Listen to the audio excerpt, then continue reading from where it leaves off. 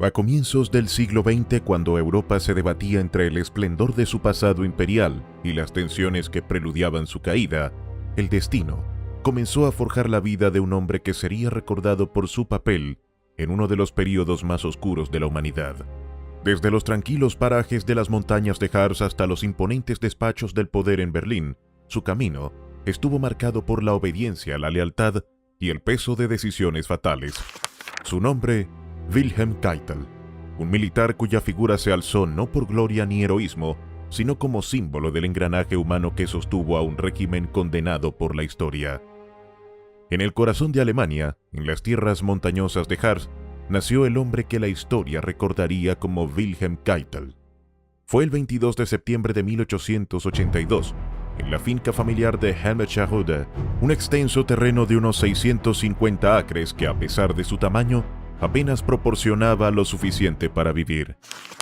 Su padre, Karl Keitel, pertenecía a esa clase media rural alemana que intentaba mantenerse a flote entre la nobleza terrateniente y los campesinos dependientes. Los suelos poco fértiles y las dificultades para administrar la vasta propiedad ponían a prueba sus esfuerzos y su ingenio. La madre de Wilhelm, Apollonia Wissering, procedía de una familia de arrendatarios tradicionales del Harz. Su presencia, sin embargo, marcó poco la vida del futuro mariscal. Murió al dar a luz a su segundo hijo, Bodewin, cuando Wilhelm tenía solo 6 años. La ausencia materna dejó una huella silenciosa en el carácter del niño, que desde entonces creció en un ambiente donde el deber, la disciplina y la reserva emocional eran las únicas formas aceptables de expresar fortaleza. La familia Keitel había adquirido sus tierras en 1871, un año cargado de significado para toda Alemania. Ese fue el año en que, tras las victorias de Prusia en guerras sucesivas contra Dinamarca, Austria y Francia, el canciller Otto von Bismarck proclamó el nacimiento del Imperio Alemán. 30 pequeños estados germánicos, hasta entonces fragmentados, se unieron bajo el liderazgo prusiano. Aquella unificación alteró para siempre el equilibrio político de Europa, pues el nuevo imperio emergió como una potencia industrial y militar capaz de rivalizar con la hegemonía británica. Mientras Wilhelm crecía en las décadas de 1880 y 1890, el continente se transformaba lentamente en un tablero de alianzas y rivalidades. Alemania se afianzaba junto al Imperio austrohúngaro, mientras Francia buscaba apoyo en Rusia y Gran Bretaña se mantenía expectante, aún sin intervenir directamente. Era el preludio de un conflicto mayor que, con el tiempo, devoraría a toda Europa. En esos primeros años, la política apenas rozaba la vida de los Keitel. Su mundo giraba en torno a la agricultura, la caza y los caballos. Las discusiones sobre Berlín o sobre los tratados europeos parecían lejanas, solo importantes en la medida en que afectaban los impuestos o los precios del grano. Wilhelm fue educado en casa por un tutor privado que lo consideró un alumno prometedor, aunque sus resultados académicos fueron mediocres. Terminó el gimnasio en Göttingen sin distinción y su padre lo preparaba para asumir la administración de la finca. Pero hacia el final de su adolescencia, un impulso diferente se apoderó de él. Alemania vivía un auge militar, el ejército era el emblema del poder nacional y los jóvenes veían en el uniforme un símbolo de honor y ascenso social. En ese clima, Wilhelm tomó una decisión que sorprendió incluso a su propia familia: ingresar al ejército prusiano. La elección resultaba irónica, pues los Keitel habían sido críticos del dominio prusiano dentro del Imperio Federal. Sin embargo, el joven Wilhelm siguió el llamado de su tiempo. En 1901, con apenas 19 años, se unió al 46º Regimiento de Artillería de Campo prusiano, estacionado cerca de Brunswick. Su desempeño inicial fue disciplinado y metódico. A diferencia de muchos oficiales provenientes de la nobleza, Keitel provenía de una familia de clase media, pero su seriedad y eficiencia le permitieron ascender con rapidez. Fue nombrado teniente segundo y poco después capitán de Estado Mayor. Su talento organizativo, su sentido del deber y su disposición para asumir responsabilidades hicieron que sus superiores lo consideraran un oficial prometedor dentro del rígido sistema prusiano. Su vida personal también dio un giro durante esos años. En 1909, contrajo matrimonio con Lisa Fontaine, hija de un próspero agricultor del norte de Alemania. La unión reflejaba el contraste entre dos personalidades. Lisa era refinada, lectora apasionada y amante de la música. Wilhelm, en cambio, era un hombre reservado, más inclinado al estudio de tácticas y estrategias militares que a las letras o el arte. Aún así, el matrimonio fue estable. En 1911 nació su primera hija Nona, seguida por varios hijos, entre ellos Karl-Heinz, Ernst y Hans Georg, quienes años después seguirían la tradición militar de su padre. La estabilidad de su vida familiar coincidió con un periodo convulso en la política internacional. Entre 1910 y 1914, Europa fue escenario de tensiones crecientes. En África, las crisis de Marruecos enfrentaron a Francia y Alemania. En los Balcanes, el derrumbe del dominio otomano alimentó rivalidades entre Serbia, Rusia y el Imperio Austrohúngaro. Cada crisis parecía contener la chispa de una guerra inevitable. Esa chispa se encendió el 28 de junio de 1914, cuando un joven nacionalista serbio asesinó en Sarajevo al archiduque Francisco Fernando, heredero del trono austrohúngaro. El atentado desencadenó una reacción en cadena. En cuestión de semanas, la diplomacia se desmoronó. Austria-Hungría declaró la guerra a Serbia el 28 de julio. Rusia movilizó sus tropas. Alemania respaldó a su aliado y Francia y Gran Bretaña se unieron al conflicto. Para el 4 de agosto de 1914, el continente entero estaba en guerra. Wilhelm Keitel, ya oficial del 46º Regimiento de Artillería, fue enviado al frente occidental en Flandes, Bélgica. Alemania había invadido ese país con la intención de abrir un corredor hacia el norte de Francia. Los primeros combates fueron caóticos, marcados por movimientos rápidos, pero pronto, la guerra se estancó en un infierno de trincheras. Keitel apenas tuvo tiempo de adaptarse al frente cuando fue alcanzado por una explosión de metralla que le hirió el brazo derecho en septiembre de 1914. Fue trasladado a un hospital militar, donde pasó varias semanas recuperándose. Su regreso al servicio marcaría un nuevo capítulo en su carrera. Reconocido por su precisión táctica y su capacidad de organización, fue transferido al Estado Mayor General del Ejército Alemán, donde participó en la planificación estratégica del frente. La artillería, su especialidad, se había convertido en la columna vertebral de la guerra moderna. Los bombardeos precedían cada ofensiva y la coordinación logística era vital para sostener la maquinaria bélica. Keitel se destacó en este terreno. Su trabajo meticuloso y su habilidad para anticipar necesidades de suministro lo hicieron ascender rápidamente. Sin embargo, ni su talento ni la pericia del ejército alemán fueron suficientes para cambiar el destino del conflicto. Alemania se enfrentaba a una realidad implacable: la superioridad numérica y material de sus enemigos. Cuando Estados Unidos ingresó en la guerra en 1917, el equilibrio se rompió definitivamente. Las privaciones se extendieron por todo el imperio. La población civil padecía hambre y el ejército sufría deserciones. Las ciudades alemanas, antes símbolo de prosperidad industrial, se hundían en la miseria. En noviembre de 1918, los levantamientos en puertos y fábricas precipitaron la caída del régimen imperial. El Kaiser Guillermo II abdicó y huyó a los Países Bajos. 2 días más tarde, el 11 de noviembre de 1918, se firmó el armisticio que puso fin a la Primera Guerra Mundial. Keitel, como muchos oficiales de su generación, recibió la noticia con desconcierto y amargura. Había dedicado su vida a servir a un imperio que se desmoronaba ante sus ojos. La derrota no solo destruyó al ejército alemán, sino también el orden social que lo sustentaba. El orgullo militar prusiano se transformó en resignación. Durante los meses siguientes, Wilhelm fue desmovilizado y regresó brevemente a la vida civil. La finca familiar, sin embargo, ya no ofrecía perspectivas. Alemania se encontraba en ruinas, su economía devastada y su población dividida entre el resentimiento y la desesperanza. En ese contexto, Keitel optó por permanecer vinculado a la institución que le había dado identidad, el ejército. En los años posteriores, se integró en la Reichswehr, el ejército limitado que la República de Weimar mantuvo tras el Tratado de Versalles. El joven oficial que había crecido en los campos de Harsa se convertiría con el tiempo en una figura central de mando militar alemán durante la siguiente Gran Guerra. Pero en los años que siguieron a 1918, aún no era el mariscal del Tercer Reich que la historia condenaría, sino un hombre marcado por la pérdida, el deber y la rigidez de una tradición que había forjado su carácter desde la infancia. La vida temprana de Wilhelm Keitel fue en esencia el reflejo de una Alemania en transición, un país que pasaba de la era imperial a la modernidad con un peso insoportable del pasado.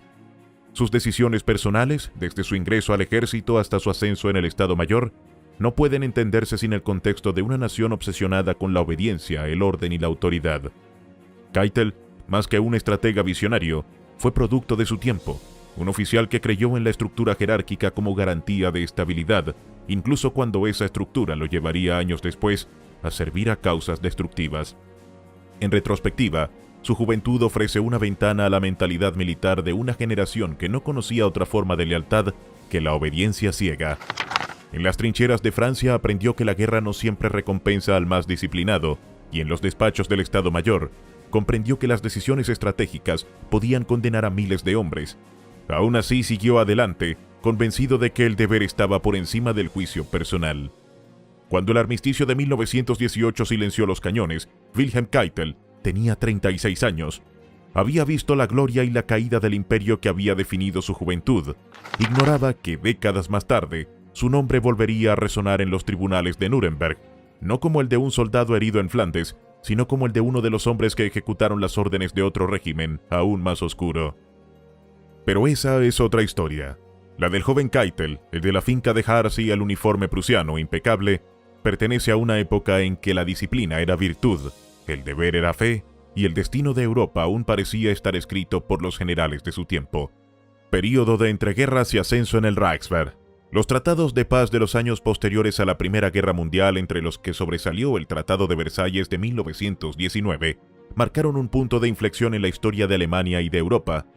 Este acuerdo no solo despojó al país de amplias extensiones de territorio para permitir la creación de una Polonia independiente, sino que también lo condenó a asumir reparaciones económicas de una magnitud sin precedentes. La magnitud de estas obligaciones repercutió de manera directa en la sociedad alemana, generando tensiones que se prolongarían durante décadas. Para Wilhelm Keitel, joven oficial del ejército imperial alemán, lo más relevante fue la drástica reducción del poder militar del país. La República de Weimar se vio obligada a limitar sus fuerzas armadas a un tamaño que impidiera cualquier amenaza para Francia y Gran Bretaña, lo que implicó la desmovilización de cientos de miles de soldados y oficiales entre 1919 y 1920. Entre estos se encontraban hombres que, habiendo servido con dedicación durante la guerra, deseaban continuar su carrera militar, pero se encontraron con que sus destinos habían cambiado abruptamente. La desmovilización generó un vasto contingente de hombres jóvenes y de mediana edad descontentos, muchos de los cuales encontraron refugio en organizaciones paramilitares que surgieron durante los primeros años de la década de 1920. Los cuerpos como los Freikorps, integrados por veteranos de guerra, se convirtieron en núcleos de resistencia contra el nuevo orden impuesto por los aliados. Sus experiencias en el frente, sumadas al descontento por la derrota y la humillación nacional, alimentaron un resentimiento que sería explotado por líderes con agendas políticas radicales. Keitel, sin embargo, no se adentró en este tipo de agrupaciones.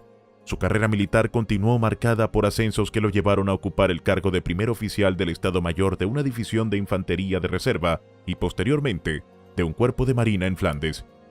Allí, entró en contacto con los comandantes más influyentes del ejército alemán, lo que le permitió formar parte del reducido grupo de 100.000 oficiales que la República de Weimar mantuvo como ejército profesional bajo las restricciones del Tratado de Versalles.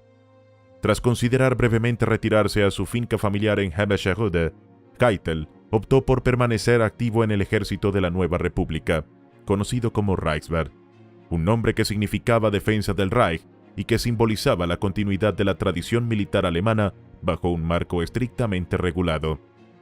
Las limitaciones impuestas por el tratado eran severas. El Reichswehr no podía poseer tanques, carecía de fuerza aérea y la artillería debía restringirse a proyectiles de calibre 10,5. El número total de efectivos quedó limitado a 100.000 hombres, mientras que el antiguo Estado Mayor General que había dirigido la guerra fue disuelto. Estas restricciones llevaron a oficiales como Keitel a desarrollar estrategias para mantener la eficacia del ejército dentro de los límites legales. Bajo la supervisión del general Hans von Schecht, jefe de Estado Mayor, Keitel y otros oficiales reorganizaron la estructura militar. Los antiguos miembros del Estado Mayor fueron reclasificados en la oficina de tropas o Truppenamt, donde Keitel desempeñó funciones como coronel y jefe de rama hasta 1933. Durante este periodo, la formación de soldados adicionales fuera del registro oficial permitió que por cada hombre registrado en el Reichswehr hubiera otros 2 entrenados extraoficialmente y listos para movilizarse. De esta manera, el ejército alemán mantenía de facto una fuerza 3 veces superior al límite impuesto por los tratados, preservando su capacidad de reacción ante eventuales conflictos internacionales. Mientras la élite militar buscaba mantener la eficacia de las Fuerzas Armadas, Alemania experimentaba una profunda transformación social y política. La derrota y la firma del Tratado de Versalles dejaron una marca indeleble en la población. Entre los jóvenes y hombres de mediana edad que habían servido en el frente, surgió un sentimiento de frustración y desilusión que los llevó a integrarse en cuerpos paramilitares. Uno de estos grupos, con base en Múnich, sería el Partido Nacionalsocialista de los Trabajadores Alemanes, conocido como Partido Nazi. Para 1923, el partido estaba dirigido en gran medida por Adolf Hitler, veterano herido de la guerra y figura emergente en el panorama político alemán. En noviembre de 1923, el partido intentó un golpe de Estado regional conocido como el Putsch de Múnich, que fracasó en pocas horas y resultó en la detención y condena de Hitler. Este episodio evidenció el nivel de resentimiento latente y la disposición de algunos sectores a desafiar el orden impuesto tras la guerra. Durante la segunda mitad de la década de 1920, Alemania experimentó un periodo de relativa estabilidad y crecimiento económico, conocido como los rugientes años 20. La expansión industrial y comercial permitió que la vida urbana floreciera. El jazz inundaba las salas de música, los cines ofrecían películas mudas a grandes audiencias y el expresionismo alemán alcanzaba reconocimiento internacional con Berlín como epicentro cultural. Esta etapa de prosperidad, sin embargo, fue efímera. En otoño de 1929, la caída del mercado bursátil en Wall Street provocó la Gran Depresión, afectando gravemente a la economía global y en particular a Alemania. La inflación se descontroló, los desempleados aumentaron y las clases acomodadas vieron desaparecer sus ahorros. La inestabilidad política se intensificó, debilitando los partidos centristas y fortaleciendo a los grupos extremos. Los comunistas ganaban influencia en la izquierda, mientras que los nazis capitalizaban el descontento en la derecha. En las elecciones de verano de 1932, el partido nazi obtuvo el 37% de los votos, logrando 230 escaños en un parlamento de 608 miembros, mientras los partidos tradicionales intentaban contener su ascenso.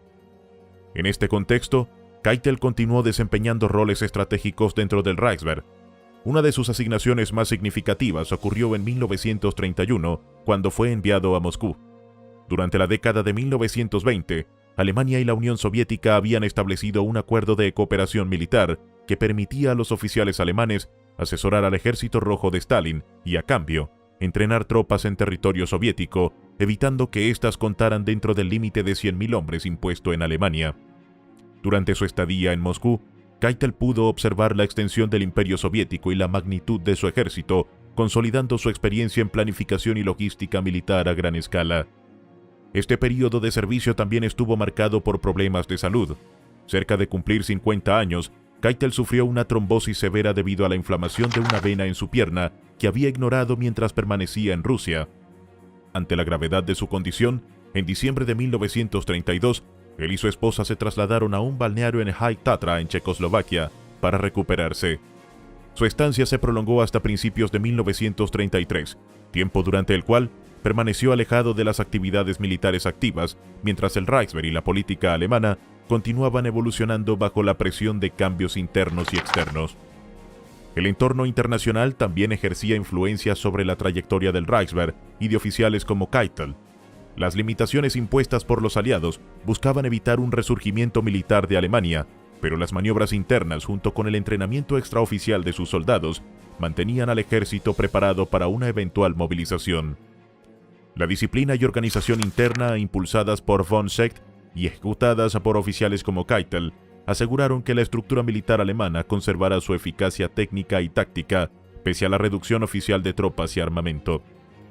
Mientras tanto, los movimientos políticos radicales y los cuerpos paramilitares continuaban creciendo, alimentando un clima de inestabilidad y enfrentamientos esporádicos en distintas regiones de Alemania. En ciudades como Múnich y Berlín, las tensiones entre grupos de izquierda y derecha se intensificaban, mientras el gobierno de Weimar buscaba consolidar su autoridad en medio de la presión económica y social.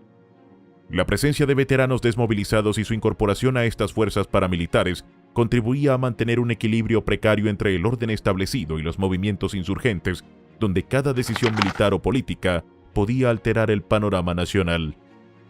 A lo largo de la década de 1920 y hasta comienzos de 1933, Keitel desempeñó un papel clave en la implementación de estrategias que permitieran al Reichswehr sortear las restricciones internacionales sin comprometer su preparación operativa. La combinación de reorganización interna, entrenamiento secreto y coordinación con potencias extranjeras como la Unión Soviética constituyó un esquema meticuloso que preservaba la capacidad militar de Alemania a pesar de las limitaciones legales. Durante este tiempo, las habilidades de planificación, supervisión y gestión de recursos de Keitel se consolidaron, reforzando su posición dentro de la estructura militar y asegurando la continuidad del aparato defensivo alemán. El período también estuvo caracterizado por un avance social y cultural que contrastaba con las dificultades económicas. La década de 1920 fue testigo de un florecimiento artístico y tecnológico, desde la expansión de la cinematografía hasta la aparición de nuevas formas musicales como el jazz, que se escuchaba en salones de toda Alemania. Sin embargo, la crisis económica de finales de los años 20 y principios de los 30 alteró este panorama, provocando desempleo masivo y una creciente polarización política. En medio de esta turbulencia, la estabilidad del Reichswehr y la disciplina de oficiales como Keitel constituían un factor de contención frente al desorden creciente, mientras los partidos extremistas ganaban terreno en la esfera política y la sociedad se fragmentaba en torno a lealtades e ideologías enfrentadas. Ascenso en el régimen nazi y preparativos para la guerra. Durante el periodo en que Wilhelm Keitel se encontraba fuera de Alemania por motivos de licencia, el país experimentó una transformación política de gran rapidez y complejidad.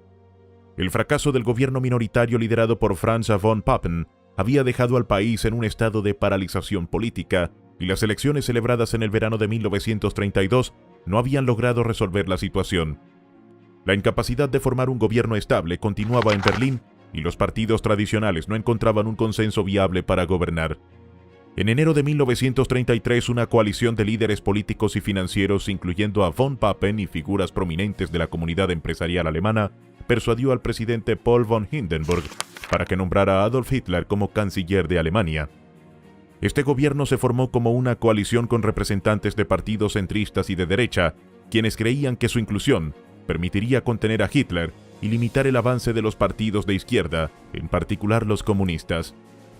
Este cálculo resultó completamente equivocado y en pocas semanas los acontecimientos demostrarían que subestimaban la ambición y la determinación del líder nazi. Una vez nombrado canciller, Hitler comenzó a consolidar su influencia. El partido nazi utilizó tácticas de intimidación en las nuevas elecciones convocadas poco después, logrando un incremento significativo en sus votos y en el número de escaños parlamentarios. La situación se aceleró cuando el Reichstag fue incendiado, un acto atribuido a subversivos comunistas que los nazis utilizaron como justificación para impulsar la ley habilitante. La aprobación de esta ley el 23 de marzo de 1933 permitió al gobierno nazi legislar por decreto, marcando el fin efectivo de la República de Weimar y el inicio del dominio nazi en Alemania. Wilhelm Keitel no era un oficial destinado automáticamente a recibir ventajas bajo esta nueva administración. Su simpatía política se inclinaba hacia von Papen y su cautela respecto a los nazis era notoria. Sin embargo, la realidad del nuevo régimen colocaba a los nazis al frente del Estado alemán y, por extensión, del ejército en el que Keitel desempeñaba un papel de liderazgo. Aún así, el control nazi sobre las fuerzas armadas no fue inmediato. Durante los primeros años, los líderes militares mantuvieron un margen de autonomía mientras los nazis reorganizaban y fortalecían al ejército, un proceso que se extendió durante gran parte de la década de 1930. En este contexto, se produjo un cambio significativo en la cúpula militar. El general Werner von Blomberg, jefe del Truppenamt, fue promovido a ministro de Defensa, asumiendo la dirección de todas las fuerzas armadas de Alemania. Blomberg y Keitel compartían un historial común, habiendo servido juntos durante la Primera Guerra Mundial, lo que facilitó la promoción de Keitel dentro del nuevo régimen, a pesar de sus reservas políticas. El 1 de octubre de 1933, Keitel fue nombrado general mayor y líder de infantería en Potsdam, y en 1934 recibió la responsabilidad de formar una nueva división de infantería en Bremen, en el norte de Alemania. Este esfuerzo formaba parte de la estrategia nazi para superar las limitaciones impuestas al ejército por el Tratado de Versalles, al incrementar su capacidad y reorganizar sus unidades de manera sistemática. Durante 1933 y 1934, una de las principales preocupaciones de Keitel y otros oficiales superiores era el creciente poder de la Sturmabteilung, la organización paramilitar del partido nazi, dirigida por Ernst Röhm. La SA, con un número aproximado de 2 millones de integrantes en 1934, representaba una amenaza directa a la estructura jerárquica del ejército profesional.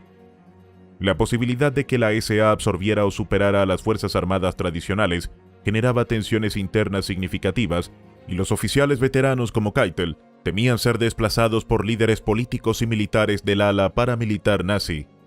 Hitler, consciente del riesgo que representaba el poder creciente de Röhm, tomó medidas decisivas.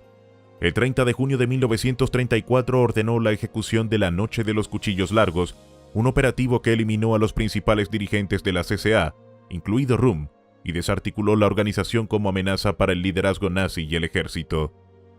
Esta operación redujo a los efectivos de la SA en aproximadamente un 40% durante la década y consolidó la supremacía política y militar de Hitler sobre las Fuerzas Armadas tradicionales, desplazando al mismo tiempo a la SA en favor de la SS, dirigida por Heinrich Himmler. Mientras el ejército profesional se consolidaba, la administración militar implementó un plan de rearme progresivo. El 16 de marzo de 1935 se anunció un incremento de efectivos que, sin superar el límite oficial de 100.000 hombres, impuesto por el Tratado de Versalles, permitiría entrenar soldados que no formarían parte de la plantilla de carrera. Esta estrategia técnica reflejaba métodos ya utilizados en la década de 1920 y representaba una preparación sistemática para el rearme general de Alemania. La percepción de Keitel sobre Hitler y el régimen nazi experimentó un cambio importante durante este periodo. No solo fue influida por la manera decisiva en que Hitler había neutralizado la amenaza de la SA, sino también por un encuentro directo con el canciller en Bad Reichenhall a finales de 1933. Aunque breve, la conversación dio una impresión significativa en Keitel, al igual que ocurrió con otros miembros de alto rango del ejército y del partido, consolidando su compromiso con la estructura nazi. Este encuentro fue un punto de inflexión en la carrera de Keitel, quien a partir de entonces se involucró activamente en la gestión militar bajo el liderazgo nazi. En 1935 se produjo un cambio fundamental en la estructura de las Fuerzas Armadas alemanas. El 21 de mayo, el Reichswehr fue reorganizada y bautizada como Wehrmacht, Fuerza de Defensa.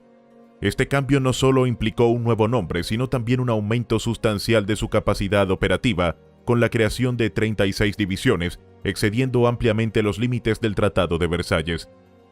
En diciembre del mismo año, el general Ludwig Beck incorporó 48 batallones de tanques, mientras Hermann Göring estableció la Luftwaffe, dejando en claro que Alemania se preparaba para un rearme integral y violando abiertamente las restricciones internacionales.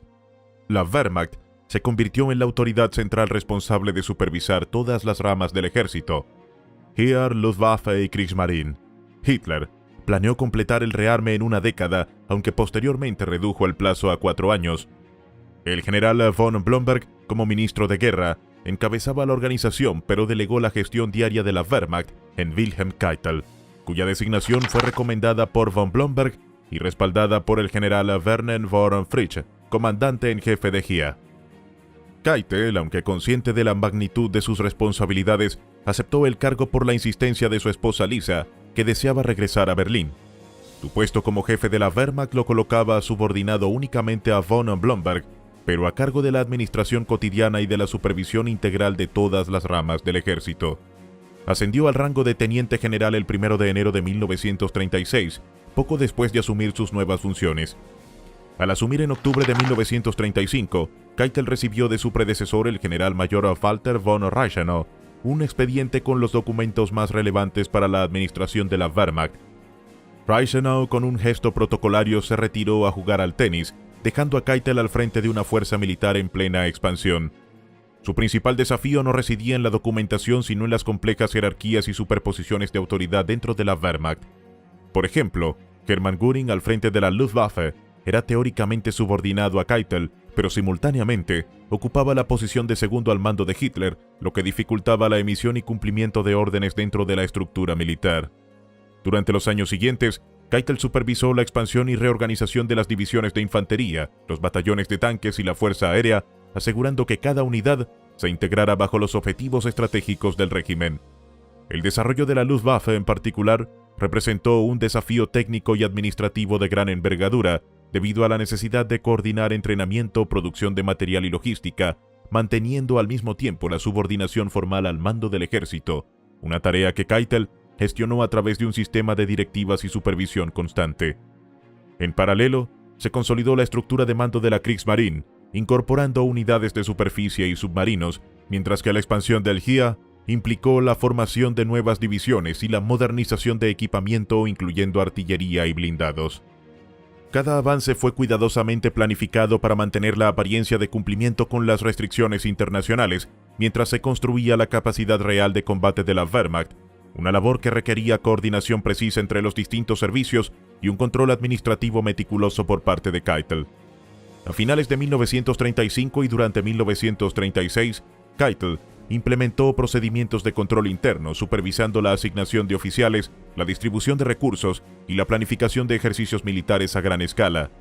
Estos ejercicios permitieron evaluar la efectividad de la reestructuración y detectar deficiencias en la logística y en la comunicación entre las diferentes ramas del ejército. Cada decisión de Keitel estaba influida por la necesidad de mantener la cohesión del cuerpo militar frente a la creciente influencia de las SS y la presencia de líderes políticos con poder directo sobre unidades específicas, como Göring y Goebbels, en áreas estratégicas. Asimismo, Keitel coordinó la integración de nuevas tecnologías, incluyendo comunicaciones por radio, armamento mecanizado y tácticas modernas de guerra, asegurando que cada unidad pudiera operar de manera efectiva en escenarios en combate que el régimen preveía a corto y mediano plazo. La planificación incluía la preparación de personal altamente capacitado con entrenamiento en maniobras rápidas, tácticas combinadas de infantería y blindados y coordinación con la Fuerza Aérea, consolidando un modelo de ejército profesional que combinaba eficiencia técnica y obediencia estricta a la cadena de mando. En 1936, la Wehrmacht había alcanzado un nivel de organización y preparación que sentaría las bases para su participación en los conflictos que seguirían en los años posteriores. Keitel permaneció como figura central en la administración de todas las ramas del ejército, supervisando cada aspecto del entrenamiento, la logística y la expansión, asegurando que la Fuerza Armada Alemana operara como un organismo unificado capaz de ejecutar los planes estratégicos del liderazgo nazi, bajo la dirección directa de Hitler y la coordinación de von Blomberg. Las complejas superposiciones de autoridad en el aparato militar alemán creaban obstáculos constantes para la planificación estratégica, particularmente en relación con el general Werner von Fritsch. Este comandante sostenía firmemente que las fuerzas terrestres debían actuar con completa autonomía, sin la interferencia de otras ramas ni supervisión política. Su postura entraba en conflicto directo con los esfuerzos de centralización del mando, y su resistencia a seguir instrucciones externas generaba fricciones constantes. A esta tensión se sumaba la actitud calculada de Adolf Hitler, quien prefería mantener la rivalidad entre ministros y generales, convencido de que la competencia interna serviría como un mecanismo natural de control, impidiendo que cualquier individuo acumulara demasiado poder dentro del Estado. Esta combinación de conflictos de jurisdicción y la pasividad del liderazgo político habría paralizado a una administración menos disciplinada, pero las Fuerzas Armadas alemanas continuaron su expansión con velocidad durante 1936 y 1937, a pesar de las tensiones internas. Para 1938 los planes de Hitler se habían materializado. Las 36 divisiones que había prometido reclutar y entrenar en 1935 estaban completamente operativas y la fuerza terrestre del Reich había aumentado a 600.000 hombres, muy por encima del límite de 100.000 establecido tras la Primera Guerra Mundial. La producción industrial respondía a este crecimiento con un ritmo vertiginoso. Cientos de tanques Panzer entraban en línea de manera constante, mientras la Luftwaffe superaba los 1.000 aparatos operativos, incluyendo una combinación de cazas y bombarderos. La Kriegsmarine también estaba en expansión. Los nuevos submarinos U-Boot reforzaban la flota y desde 1936 se habían iniciado los trabajos para construir dos acorazados de dimensiones excepcionales, el Bismarck y el Tirpitz, destinados a superar cualquier navío existente en términos de tamaño y potencia. En medio de esta maquinaria, Wilhelm Keitel se convirtió en un actor central. Desde su oficina en Berlín supervisaba al personal encargado de asegurar que los recursos fluyeran hacia astilleros y aeródromos, mientras que las oficinas centrales de la Wehrmacht controlaban la producción de municiones, artillería y otros suministros esenciales. Entre 1935 y 1939, Keitel desempeñó el papel de arquitecto logístico del rearme alemán, coordinando los esfuerzos que prepararían al país para el conflicto que se avecinaba. Su papel exigía atención a los más mínimos detalles, desde la distribución de materiales hasta la programación de la producción de armamento pesado, asegurando que cada componente del aparato militar avanzara según lo previsto. A comienzos de 1938, un evento imprevisto alteró la dinámica del mando. Aunque Hitler controlaba el Estado, el ejército conservaba un nivel de independencia significativo, con von Blomberg y von Fritsch dispuestos a desafiar las órdenes del liderazgo nazi. Hitler consideraba que estas figuras representaban obstáculos para un rearme más audaz y buscaba eliminarlas antes del inicio de la guerra. La oportunidad surgió el 12 de enero cuando von Blomberg contrajo matrimonio con Erna Grün, cuya vida pasada incluía antecedentes criminales y comprometedores, vínculos con la prostitución, además de haber posado para fotografías pornográficas durante años. La policía de Berlín obtuvo rápidamente esta información y el matrimonio fue considerado inaceptable para un ministro y comandante de la Wehrmacht. Ante la orden de Hitler de anular la unión, von Blomberg se negó y renunció el 27 de enero. Aprovechando la situación, Hermann Göring y Heinrich Himmler lanzaron acusaciones de homosexualidad contra von Fritsch, quien permanecía soltero. Estas acusaciones, ilegales según la legislación nazi, permitieron la destitución de Fritsch a principios de febrero, completando así la eliminación de las figuras que Hitler consideraba un obstáculo para una política militar más agresiva. La caída de Blomberg y Fritsch desencadenó una reestructuración completa del mando de las Fuerzas Armadas. Keitel desempeñó un papel central en la exposición del matrimonio de Blomberg, ganándose la confianza de Hitler y consolidando su reputación de subordinado obediente. A partir de ese momento, Keitel asumió de facto la función de ministro de guerra, aunque sin recibir un título formal, y continuó supervisando la planificación logística y la coordinación entre las distintas ramas del ejército. Pocos meses después fue promovido a general coronel y recibió la insignia dorada del partido nazi, un honor reservado para los miembros de larga data que habían apoyado a Hitler desde los primeros años 20. Su nombramiento reflejaba la confianza absoluta de Hitler en su capacidad para ejecutar órdenes sin cuestionarlas y garantizar que el rearme continuara sin interrupciones. Mientras tanto, la política exterior alemana se intensificaba. La remilitarización del Rin en marzo de 1936 había marcado el inicio de una fase agresiva de la expansión, pero fue durante 1938 cuando las acciones alemanas adquirieron una velocidad imprevista. Austria se convirtió en el primer objetivo. Los nazis austríacos activos desde 1933 habían presionado al gobierno de Viena durante años y para principios del 38, la situación había alcanzado un punto crítico. La votación sobre la unión con Alemania se declaró inevitable y Hitler envió tropas antes de la consulta popular. El resultado fue abrumadoramente favorable y en marzo, Austria pasó a formar parte de la denominada Gran Alemania. Con la atención centrada en Checoslovaquia, el Sudetenland, región con gran población alemana, se convirtió en un objetivo estratégico. Gran Bretaña y Francia cedieron ante las demandas alemanas en el otoño de 1938 y la primavera siguiente Hitler extendió el control sobre el resto de Checoslovaquia. Este acto demostró que las potencias occidentales estaban dispuestas a conceder territorios para evitar un conflicto, aunque la ocupación alemana sentó las bases de una confrontación que se haría inevitable con Polonia. Keitel enfrentaba una presión constante. Como jefe del Oberkommando der Wehrmacht y ministro de guerra de facto, su agenda diaria se llenaba con llamadas y reuniones de planificación, muchas veces a horas intempestivas, mientras también debía asistir a eventos oficiales y recepciones sociales en Berlín. La falta de directrices estratégicas claras hacía que la improvisación fuera una constante. En la primavera de 1938, durante la entrada en Austria, Keitel descubrió que no existía un plan detallado sobre la organización logística de la operación, debiendo coordinar cada paso sobre la marcha. Este patrón se repetiría en múltiples ocasiones en los años siguientes, pero su disciplina y lealtad permanecieron inalterables, ganándose el apodo de La Keitel, una fusión entre lacayo y su apellido, reflejo de su estricta obediencia a Hitler. La preparación para la intervención en Checoslovaquia en marzo del 39 también evidenció la centralidad de Keitel en la toma de decisiones operativas. Hitler sugirió que un ataque al embajador alemán en Praga podría proporcionar el pretexto necesario para la invasión, indicando claramente la disposición del liderazgo nazi a manipular situaciones para justificar la acción militar. Este tipo de planificaciones colocaban a Keitel en el centro de la logística y coordinación que facilitaría la expansión agresiva de Alemania en Europa. Paralelamente, la política antisemita del régimen adquiría nuevas dimensiones. Las leyes de Nuremberg ya habían privado a los judíos alemanes de derechos fundamentales, pero el 9 de noviembre del 38, durante los pogromos conocidos como la Noche de los Cristales Rotos, pandillas nazis atacaron sinagogas y comercios, asesinaron a ciudadanos y causaron heridas a miles más. La violencia se extendió por toda Alemania con destrucción generalizada de propiedades judías, marcando un precedente de persecución sistemática que continuaría en los años siguientes. El crecimiento militar alemán durante este período fue acompañado de una expansión industrial y tecnológica sin precedentes. Los astilleros producían submarinos U-Boat a gran escala, mientras que las fábricas de tanques y aviones funcionaban a plena capacidad. Keitel supervisaba cada etapa, desde la asignación de recursos hasta la entrega final de unidades listas para el combate. La coordinación entre la Luftwaffe, la Kriegsmarine y las fuerzas terrestres requería un control meticuloso y cada retraso o fallo podía comprometer la estrategia general.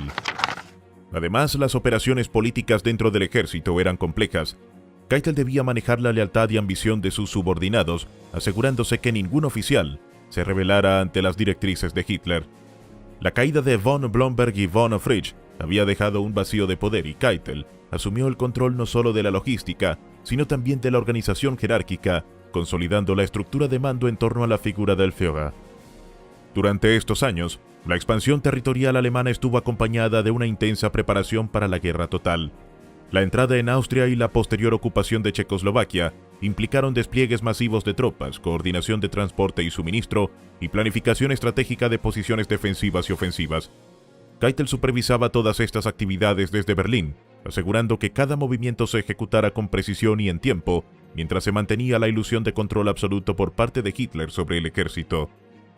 La estructura de mando, la coordinación logística y la planificación militar se volvieron elementos esenciales de la estrategia alemana, y Keitel se consolidó como el ejecutor principal de la voluntad del Führer.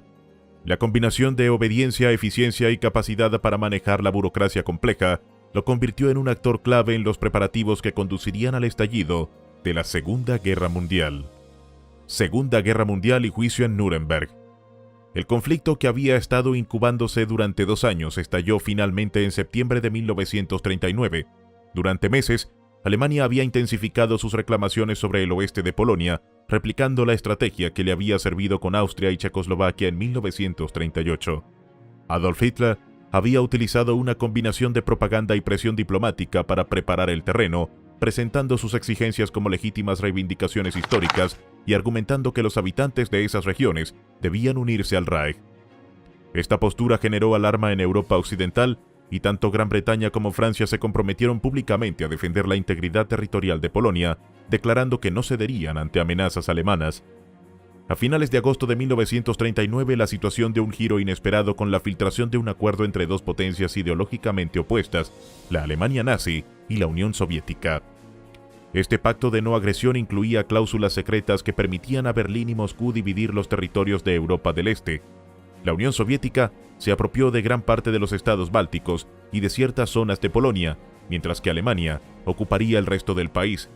La noticia sorprendió a los gobiernos occidentales, que no esperaban que el comunismo y el fascismo pudieran llegar a un arreglo estratégico tan pragmático. Pocos días después, se escenificó un incidente en la frontera germano-polaca con el objetivo de presentar a Polonia como agresor. La operación, cuidadosamente orquestada por oficiales alemanes, buscaba crear un pretexto para la invasión, aunque los observadores internacionales pronto comprendieron que se trataba de un montaje. No obstante, la excusa fue suficiente para que Hitler diera la orden de ataque. La invasión comenzó el 1 de septiembre de 1939 y en respuesta, Gran Bretaña y Francia declararon la guerra a Alemania 2 días más tarde, marcando el inicio de la Segunda Guerra Mundial. Solo 2 días antes de la ofensiva, Hitler había designado a Wilhelm Keitel como miembro del recién formado Consejo de Ministros para la Defensa del Reich, un comité de 6 hombres encargado de supervisar la conducción administrativa y logística de la guerra. Lo integraban Hermann Göring, que presidía el Consejo y comandaba la Luftwaffe antes de supervisar la economía de guerra, Rudolf Hess, adjunto del Führer en el Palacio Nazi, Wilhelm Frick, ministro del Interior, Walter Funk, encargado de asuntos económicos, y Hans Lama, jefe de la Cancillería del Reich, representante de Hitler en el Consejo. Dentro de este órgano existía un subcomité más reducido, compuesto por Göring, Keitel y Frick, con autoridad para emitir decretos que afectaban directamente a la producción de armamento y al abastecimiento de recursos para la Wehrmacht. El alcance real del Consejo de Ministros fue objeto de debate entre historiadores. Supervisó numerosos asuntos logísticos y de producción de armamento, pero no intervino de manera significativa en la planificación estratégica de la guerra, ya que esas decisiones permanecieron bajo la autoridad exclusiva de Hitler y de los generales y ministros que él eligiera consultar.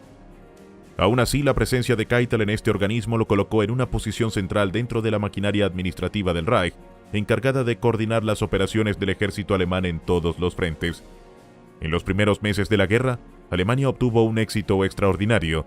Polonia fue conquistada en pocas semanas, con las divisiones Panzer y la Luftwaffe desempeñando un papel decisivo en la rápida ocupación del país. Tras un invierno de consolidación, la primavera de 1940 estuvo marcada por la ocupación de Dinamarca y Noruega, lo que fortaleció la posición estratégica de Alemania en el Atlántico Norte y aseguró rutas vitales de suministro de mineral de hierro desde Suecia. Estas campañas fueron dirigidas personalmente por Hitler y supervisadas logísticamente por Keitel, quien coordinó la movilización de tropas y recursos. En mayo de 1940, Alemania lanzó su ofensiva sobre Países Bajos, Bélgica y Francia. Las divisiones Panzer atravesaron las defensas enemigas con velocidad y precisión, demostrando la eficacia de la Blitzkrieg. París cayó en cuestión de semanas y la fuerza expedicionaria británica se vio obligada a evacuar desde Dunkerque en una operación naval que salvó a gran parte del ejército británico, pero dejó el continente en manos de los nazis. Para finales de junio, Gran Bretaña permanecía aislada frente a Alemania en Europa Occidental, mientras las banderas nazis ondeaban desde París hasta Varsovia. Keitel supervisó las negociaciones de armisticio con Francia que condujeron a la creación del régimen de Vichy, un estado títere que gobernaría el sur del país bajo supervisión alemana. El éxito de estas campañas aumentó la reputación de Keitel dentro del círculo nazi. Se rumoreó que, impresionado por las conquistas, había proclamado a Hitler el mayor general de todos los tiempos, un juicio que la realidad posterior demostraría erróneo. Como recompensa fue ascendido a mariscal de campo el 19 de julio de 1940 y recibió una dotación de 100.000 marcos que él depositó y nunca utilizó. Sin embargo, durante el mismo periodo, surgieron tensiones con la creación del nuevo Ministerio de Producción de Guerra a cargo del Dr. Fritz Todt, una oficina que asumió responsabilidades clave que anteriormente dependían de Keitel. El verano de 1940 también estuvo marcado por la planificación de la futura invasión de la Unión Soviética. Hitler convocó a Keitel, Alfred Jodl y Erich Raeder para evaluar la logística y la factibilidad de una campaña militar contra el este. Los tres presentaron objeciones sobre la capacidad alemana para enfrentar al Ejército Rojo en plena fuerza, advirtiendo sobre las dificultades de abastecimiento y los riesgos de abrir un segundo frente antes de consolidar la victoria en Occidente. A pesar de estas reservas, Hitler ordenó avanzar con los preparativos y Keitel ajustó los informes para eliminar secciones que pudieran desalentar al Führer, asegurando la continuidad del plan. En el verano del 41, Alemania lanzó la Operación Barbarroja, la mayor invasión terrestre de la historia hasta ese momento, enviando cientos de miles de hombres desde Polonia Oriental y Ucrania hasta el corazón de la Unión Soviética. La ofensiva inicial fue rápida y efectiva. Las divisiones Panzer y la Luftwaffe avanzaron hacia Leningrado y Moscú, causando enormes pérdidas a las fuerzas soviéticas. Stalin consideró ceder territorios para negociar la paz, pero finalmente decidió resistir, ordenando la movilización masiva de tropas y recursos. El avance alemán se detuvo con la llegada del invierno, cuando la falta de ropa adecuada y la extensión de las líneas de suministro comenzaron a afectar la capacidad operativa del ejército. Keitel desempeñó un papel clave en la reorganización logística, intentando asegurar el suministro de material y equipo para la Wehrmacht. Durante 1942, la ofensiva alemana no logró capturar los objetivos principales en el este y el Ejército Rojo comenzó a reorganizarse. La resistencia soviética se incrementó con el reclutamiento masivo de soldados y la puesta en marcha de la economía de guerra, lo que permitió a los soviéticos recuperar terreno gradualmente. La fallida ofensiva sobre Stalingrado en el otoño del 42 marcó un punto de inflexión y a partir del 43, el contraataque soviético comenzó a empujar a las fuerzas alemanas hacia Berlín.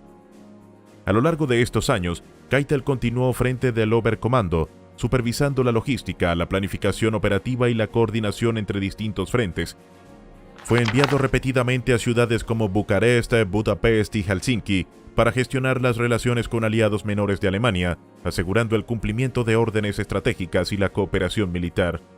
Sin embargo, su relación con Hitler se tensó progresivamente y en varias ocasiones intentó renunciar, siendo siempre rechazado por el Führer. Este conflicto reflejaba la presión constante que enfrentaban los generales alemanes en su interacción con un líder cada vez más aislado y dependiente de un círculo más cercano. Hitler se había retirado a la guarida del Lobo, su base en Polonia, y su estado físico y mental se deterioraba. La dependencia de anfetaminas, cocaína y morfina, junto con dolencias crónicas, afectaban su juicio y comportamiento.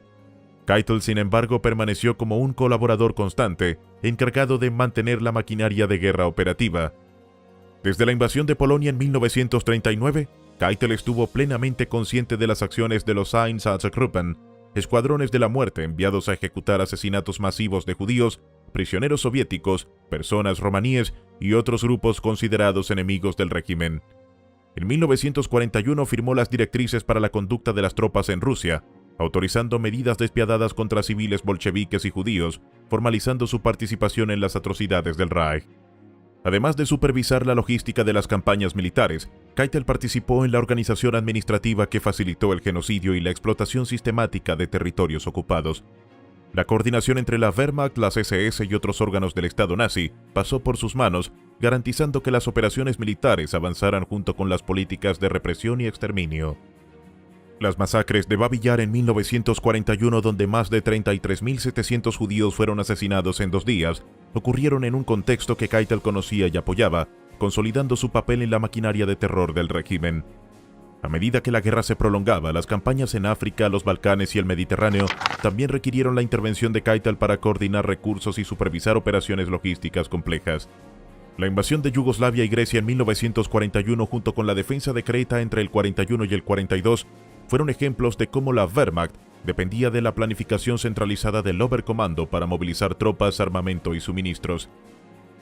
Entre 1942 y 1944, Keitel continuó desempeñando un papel clave en todas las grandes operaciones del Reich, desde la reorganización del ejército tras las derrotas iniciales en el norte de África, hasta la defensa del frente oriental ante la ofensiva soviética. Fue responsable de mantener la cadena de mando, supervisar la producción de armas y asegurar que las órdenes de Hitler se implementaran de manera eficiente en todos los frentes. Su presencia en reuniones estratégicas y la emisión de directivas administrativas fueron fundamentales para sostener la capacidad militar alemana durante los años más críticos de la guerra. Durante este periodo, Keitel también mantuvo contacto con gobiernos aliados menores, asegurando su alineamiento con la política nazi y su participación en la guerra. Viajes frecuentes a Hungría, Rumanía y Finlandia formaban parte de su labor, donde negociaba suministros, apoyo logístico y colaboración militar, garantizando que los ejércitos aliados permanecieran operativos y coordinados con las operaciones del Reich. En paralelo, la creciente resistencia de los partisanos en territorios ocupados requirió nuevas directrices y la aplicación de políticas de represión coordinadas por Keitel. Su responsabilidad abarcaba desde la supervisión de operaciones militares convencionales hasta la implementación de medidas de seguridad y control en regiones donde la ocupación alemana enfrentaba oposición activa. En septiembre de 1941, Wilhelm Keitel emitió una directiva destinada a garantizar la implementación estricta de las políticas dictadas por Hitler. En la correspondencia de esos años, su antisemitismo personal resultaba evidente, reflejando más que la mera ideología oficial del régimen nazi. Pocos meses después, en diciembre de 1941, Keitel se convirtió en la figura central de la promulgación del decreto de Noche y Niebla. A través de la oficina del Oberkommando, él fue quien transmitió la orden directamente de Hitler. Este decreto autorizaba la detención de disidentes políticos sospechosos en territorios ocupados de toda Europa, incluyendo Francia, Polonia y Austria, con el traslado de los detenidos a Alemania para interrogatorios y confinamiento bajo prácticas militares. Su propósito era facilitar la deportación de individuos de determinadas nacionalidades en lugares como regiones de Francia y los Países Bajos, donde los nazis aún intentaban disimular sus atrocidades. En la práctica, Noche y Niebla condujo al arresto de decenas de miles de prisioneros políticos, quienes fueron enviados a los campos de concentración del centro y este de Europa, donde judíos y romaníes ya eran sistemáticamente asesinados a finales de 1941. Al aprobar este decreto y su extensión posterior, el decreto de terror y sabotaje en 1944, Keitel desempeñó un papel activo en el funcionamiento de los campos de concentración y en el aumento del número de muertes atribuidas al régimen. Mientras la maquinaria genocida avanzaba, el esfuerzo bélico alemán comenzaba a experimentar reveses significativos. Para comienzos de 1943, las fuerzas soviéticas habían iniciado un contraataque que empujó a los alemanes hacia Polonia y Ucrania. Simultáneamente, la expedición alemana en el norte de África destinada a apoyar a Italia fue derrotada por tropas británicas y estadounidenses recién ingresados al conflicto tras a Pearl Harbor en diciembre de 1941. La caída del norte de África fue seguida por la invasión de Sicilia en el verano de 1943. Tras la destitución de Benito Mussolini y los intentos de Italia de negociar con los aliados, Hitler estableció un gobierno títere al norte del país liderado por Mussolini, manteniendo así el control alemán. En el verano de 1944, las fuerzas aliadas desembarcaron en el norte de Francia, abriendo un nuevo frente occidental. La ocupación de Francia avanzó rápidamente, aunque más lentamente que la conquista alemana de 1941, mientras los soviéticos continuaban su avance hacia el oeste. Para las primeras semanas de 1945, los rusos ingresaron al este de Alemania mientras los aliados occidentales se acercaban al Rin. La derrota alemana era inevitable, pero el desenlace final aún debía decidirse. La situación crítica motivó un intento limitado de resistencia interna.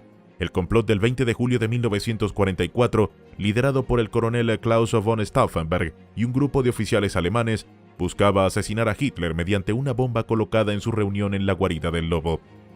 La explosión hirió a casi todos los presentes, pero Hitler sobrevivió, protegido parcialmente por la mesa de conferencias.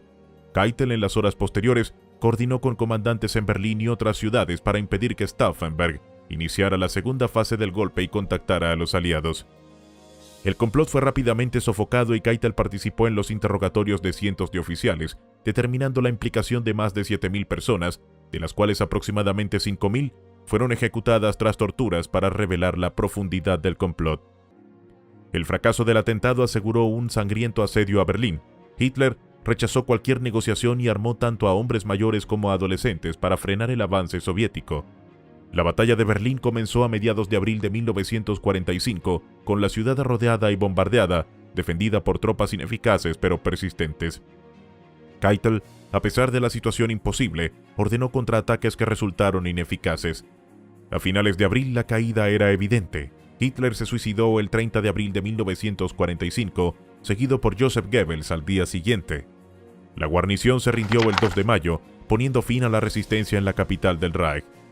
Mientras tanto, muchos altos miembros del régimen huyeron hacia el norte de Alemania y la frontera danesa.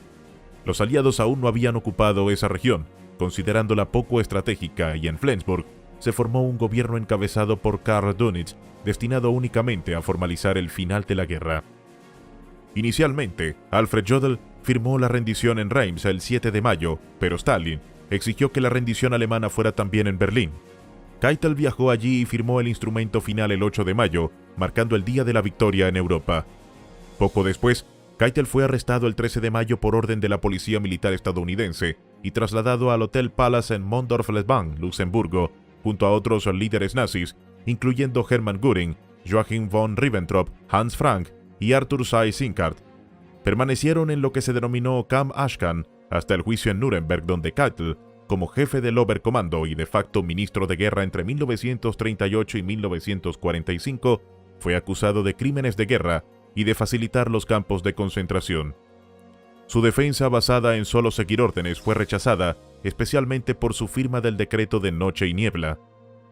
Fue condenado a muerte y pese a solicitar el fusilamiento, se le negó la petición. Fue ejecutado por ahorcamiento el 16 de octubre de 1946, en un proceso que sufrió errores técnicos, prolongando su agonía. Tras las ejecuciones, los cuerpos fueron incinerados y sus cenizas dispersadas en el río Isar. Wilhelm Keitel permanece como una figura compleja, poderoso en su capacidad burocrática y militar, pero considerado un lacayo por muchos colegas. Sin embargo, su participación activa en la maquinaria del terror nazi, su involucramiento personal en los Einsatzgruppen y la creación del decreto de Noche y Niebla confirman su responsabilidad.